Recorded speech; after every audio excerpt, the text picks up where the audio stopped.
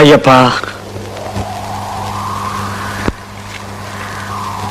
உங்ககிட்ட ஒப்படைச்சிட்டப்பா. சாமியே சரணம் ஐயப்பா.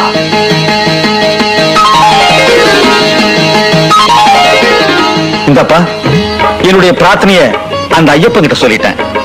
இனி உன் பாடு, உன் ஐயப்பன் பாடு.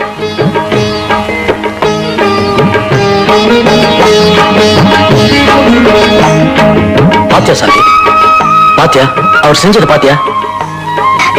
நீங்க என்ன வேணாலும் நினைங்க, ஆனா என்ன பொறுத்த வரைக்கும் அந்த ஐயப்பனே இப்படி வழிகாட்டியிருக்கான்னு நான் பாவிக்கிறேன்.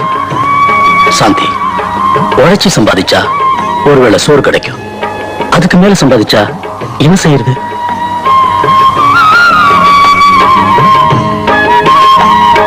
வெயில்ல காஞ்சு மழையில நனைஞ்சு வெட்ட வெளியில நிக்கிறாருல ஐயப்ப சுவாமி, இவருக்கு ஒரு கோயில் கட்டலாமே.